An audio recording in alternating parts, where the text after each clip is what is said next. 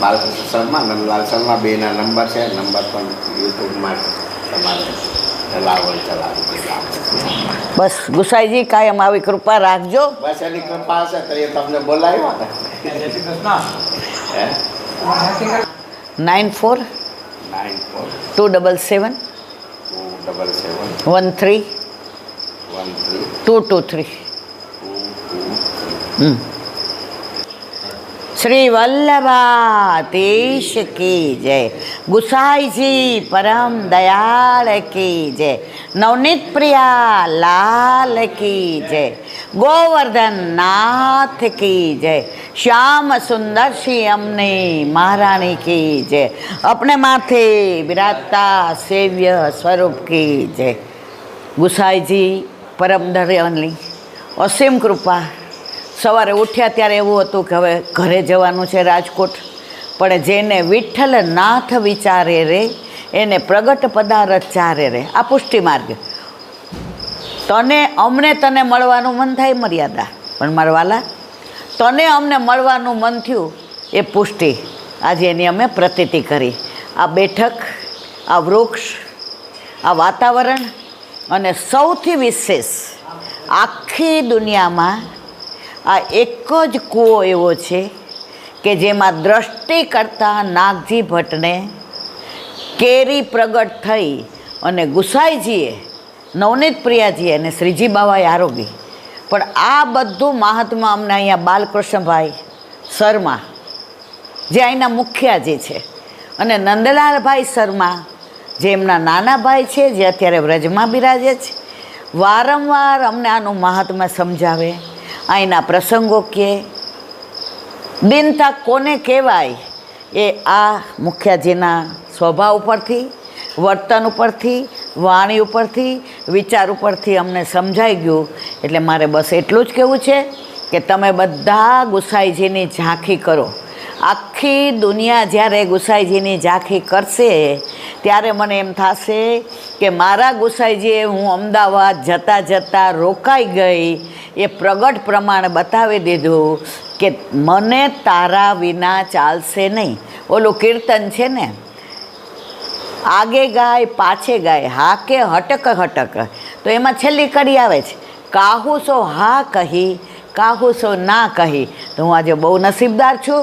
મારી ભેગા બધા આટલા બધા વૈષ્ણવો છે, એ બધાય નસીબદાર છે કે આજે અમારો અધિકાર છે કે નહીં અમને ખબર નથી, પણ તારી કૃપા તો છે જ એની અમને પ્રતીતિ કરાવી અને આટલા વૈષ્ણવને આપે સન્મુખ કર્યા. તો આજે આ ગુસાઈજીના બેઠકજી અને બારીમાંથી હું દર્શન કરાવીશ તમને બધાને. જે શ્રીજી બાવાએ કેરી આરોગી હતી, જે નવનીત પ્રિયાજીએ કેરી આરોગી હતી, એ દર્શન મુખ્યાજીની આજ્ઞા લઈ અને હું તમને કરાવીશ. અહીંયા આ વૃક્ષ છે, એ કેટલા વર્ષ જૂનું એ તમે સમજી શકતા હશો, કારણ કે ગુસાઈજી આજે નથી પધાર્યા મારા વાલા. 3 પરિક્રમા જેવી રીતે વલ્લભે કરી એમ મારા ગુસાઈજીએ પણ કરી. અને પેલી પરિક્રમા વખતે તમે હું આપણે બધા જાણીએ છીએ કે નાગજી ભટ્ટ શરણે આવ્યા. નાગજી ભટ્ટ જેવા તેવા નહોતા મારા વાલા. એ તો ક્યાંના દીવાન હતા, ગોધરાના, તમે બધાય જાણો છો. અને છતાંય ગુસાઈજીના સ્વરૂપમાં એવા આસક્ત થઈ ગયા કે તુમ બિન દૂજો ન કોઈ, આશરો એક શ્રી મારા વિઠ્ઠલનાથનો શરણે આવી ગયા. અને અહીંયા પધાર્યા ગુસાઈજી પહેલી વાર, ત્યારે પૂછ્યું, જે રાજ મારે આંબા આરોગવાનું મનોરથ છે, તો કે લઈ આવ. તો કે શ્રીજી બાવા આરોગે. અને અહીંયા ગુસાઈજીના વશમાં શ્રીજી બાવા છે, જેને કાકાજી કહેતા હતા બધા બાળકો. કોને? ગુસાઈજીને. તો બાવા પણ કોણ કહેતા? શ્રીજી બાવા. એ કહેતા તો મારા કાકાજી છે. તો કાકાજીએ જ્યારે મનોરથ કર્યો કે શ્રીજી બાવા આપ કેરી આંબા આરોગો, તો અહીંયા શ્રીજી બાવાએ કેરી આંબાનો મનોરથ પૂર્ણ કર્યો. એ પણ સ્વરૂપ અહીંયા બિરાજે છે મારા વાલા. ગુસાઈજીની આજ્ઞા લઈને, મુખ્યાજીની આજ્ઞા લઈને તમને એ દર્શન પણ કરાવીશ.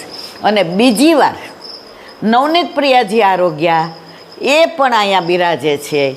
અને ત્રીજી વાર ગુસાઈજી આરોગ્યા એ સાક્ષાત પરમ કૃપાળુ શ્રી વલ્લભ નંદન કરત કૃપા નિજ હસ્ત દે માથે જે જન શરણ આએ અનુસરીએ ગ્રહિસો પત શ્રી ગોવર્ધન નાથ પરમ ઉદાર ચતુર ચિંતામણી રાખત ભવધારા વહ્યો જાત ભજો કૃષ્ણદાસ કાજ સબ સરહે જો જાણે શ્રી વિઠ્ઠલનાથ. એવા ગુસાઈજીએ કેરી આરોગી. હવે આપણે કૂવાના મુખિયાજી આપની આજ્ઞા હોય તો કૂવાનું. હા,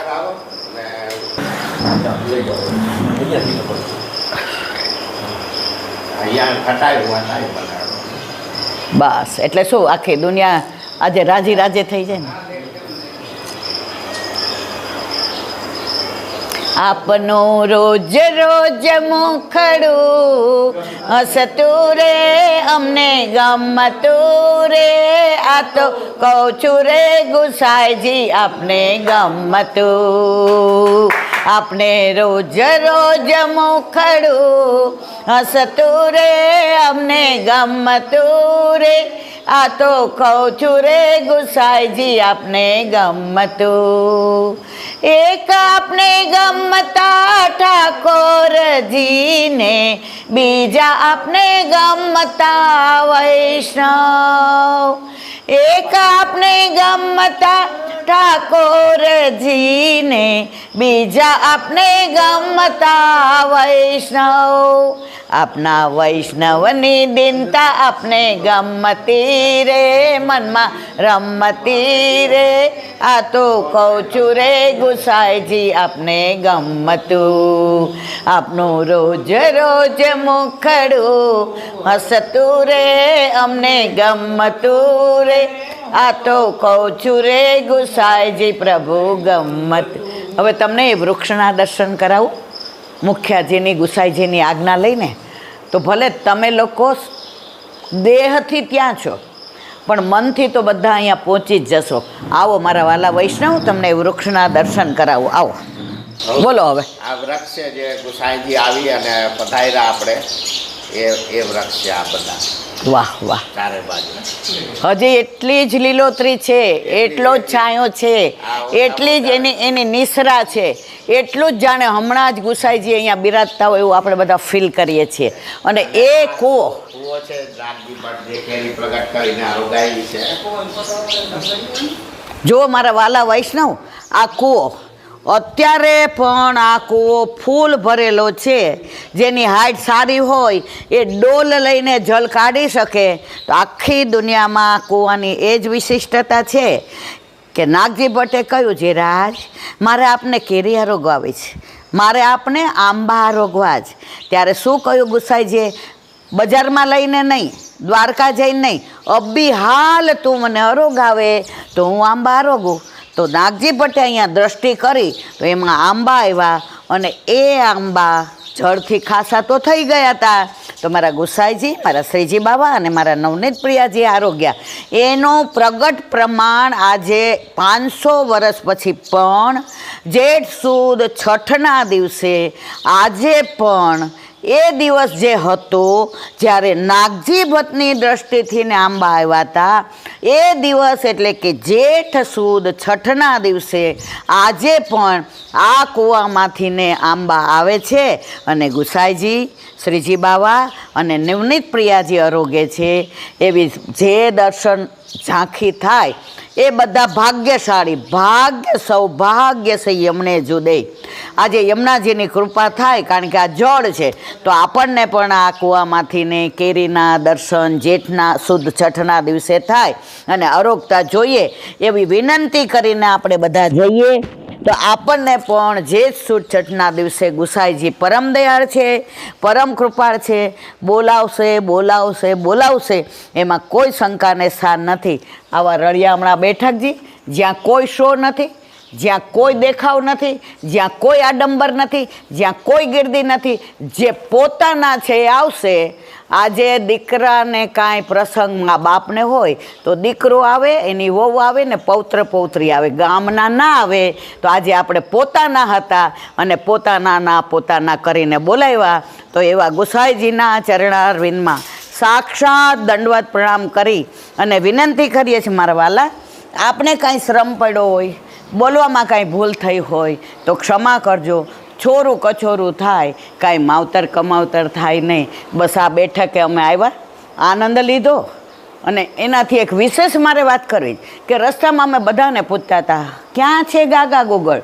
એક ભાઈ ભરવાડ હતા કે દેસાઈ હતા, ઠાકોર હતા કે કોણ અમને ખબર નથી, પણ એણે કીધું હું તમને મૂકી જાઉં. 10 કિલોમીટર અમને અહીંયા મૂકવા આવ્યા અને બેઠકજી આવ્યા એટલે અમે કીધું આભાર, હસતા હસતા ગયા. તો આ કોણે કૃપા કરી? સાક્ષાત ગુસાઈજી પરમ દયાળ. આવી તો કેટલી પ્રતીતિ કરાવે છે. બસ અમારા જીવનમાંથી ક્યારેય અંત સમય આવે ત્યારે તારું નામ આવે, તારું સ્વરૂપ આવે, તારા દર્શન આવે, તારું રૂપ આવે, તારું ધામ આવે, તારી લીલા આવે અને તું અમારો જેમ સુરદાસજીને હાથ પકડીને આપ લઈ ગયા હતા ચંદ્ર સરોવર પર, એમ અમને લઈ જાય એવી તારા ચરણારવિંદમાં વિનંતી. બોલો ગુસાઈજી પરમ નવનીત પ્રિયા લાલ કી છે. અહીંયા નવનીત પ્રિયાજી બિરાજે છે. નાથ દ્વારામાં પણ નવનીત પ્રિયાજી બિરાજે છે. તો ગુસાઈજીનું સેવ્ય સ્વરૂપ નવનીત પ્રિયાજી જે ગોકુળમાં બિરાજતું હતું અને શ્રીજી બાવા ગોપાલપુર એટલે કે જતીપુરા જે અત્યારે નાથ દ્વારામાં બિરાજે છે. તો એક નાનો પ્રસંગ નવનીત પ્રિયાજીનો. તમે નવનીત પ્રિયાજીના દર્શન નાથ દ્વારામાં કરવા જાઓ ત્યારે સાઈડમાં બાલકૃષ્ણજી બિરાજે છે, જે માથે કાંઈ ઓઢતા નથી, કાંઈ ધારણ નથી કરતા, ટોપી કે કાંઈ. તો અમે મુખ્યજીને પૂછ્યું કે આનું કારણ શું? તો જો આપણે બધા વાર્તા વાંચતા હોઈએ પણ આ બધી ખબર ન હોય તો દર્શન આપ કેવી રીતે કરીએ? લે દેવ ચોખાને મેલ મારો છેડો. ત્યારે મુખ્યજીએ સરસ કર્યું કે માવનના ક્ષત્રાણી હતા, એના ઘરે આ સ્વરૂપ બિરાજતું હતું. હવે એને 2 દીકરા હતા. ઠાકોરજીને રોજ ખીલોનાથી ખેલાવે ને બોલે ને ફૂલ લઈ આવે ને માળાજી કરે ને ધરાવે ને દર્પણ દેખાડે ને નવનીત પ્રિયાજીને એની યાર એટલો આનંદ આવે, હાથથી આમ આમ તાલીઓ પાડે ને રમે ને ખેલે ને હસે ને બોલે. હવે એમાં એકવાર રમતા રમતા નાનો દીકરો લીલામ પહોંચી ગયો. કોનો? એ માવનની ક્ષત્રાણીનો.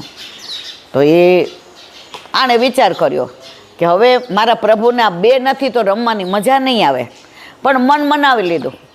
પછી બીજોય પહોંચી ગયો. પછી તો એટલું રડવું આવે, એટલું રડવું આવે. તો ગામના કે એ મોટી ભક્તાણી છે ને આમ જો દીકરા વયા ગયા તો બધાને રડવું આવે ને. ત્યારે ગુસાઈજી પધાર્યાને કહ્યું, સાંભળ, તું આટલું બધું કેમ રડે છે? કેમ વિહવળ થાય છે? કેમ વ્યગ્ર થાય છે? જેરાજ 2 દીકરા વયા ગયા એની મને કોઈ તકલીફ નથી. મને તકલીફ એ છે કે હવે મારા ઠાકોરજી સજીવન ખીલોના સિવાય રમશે કોની સાથે? તો એવા નવનીત પ્રિયાજીની બાજુમાં જ્યારે કીધું કે જે રાજ હું લીલામાં જઈશ તો મારો શોખ કોણ પાડશે? ત્યારે બાલકૃષ્ણજી જેમના માથે બિરાજતા હતા એમણે કહ્યું, માં તું ચિંતા કેમ કરે છે? જ્યાં સુધી ભૂતલ છે, સૂર્યચંદ્ર છે ને પ્રકાશ છે ત્યાં સુધી તારો શોખ હું પાડીશ. હું માથે ક્યારેય ટોપી પહેરીશ નહીં. તો આજની તારીખમાં પણ એ નવનીત પ્રિયાજીની બાજુમાં બાલકૃષ્ણ પ્રભુ બિરાજે છે પણ માથે કાંઈ ધારણ કરતા નથી. કેમ? આ ક્ષત્રાણી જેને માં કહેતા હતા. તો માં તો આપણા ઘરે આપણા માથે બિરાજતા આપણા ઠાકોરજીની પણ આપણે માં છીએ, યશોદા મૈયા છીએ. તો આપણા ઠાકોરજી જો આપણે ક્યાંય બીજે પધરાવીને આવીએ ને તો એ વ્યગ્ર થઈ જાય, એમને ગમતું નથી. કારણ સાક્ષાત છે ને છે જ. અને ઠાકોરજી આપણને આપણે પ્રેમ કરીએ છીએ એના કરતાં આપણને વધુ પ્રેમ કરે છે એની પ્રતીતિ કરાવે છે. બોલો વલ્લભાધીશ પરમ દયા.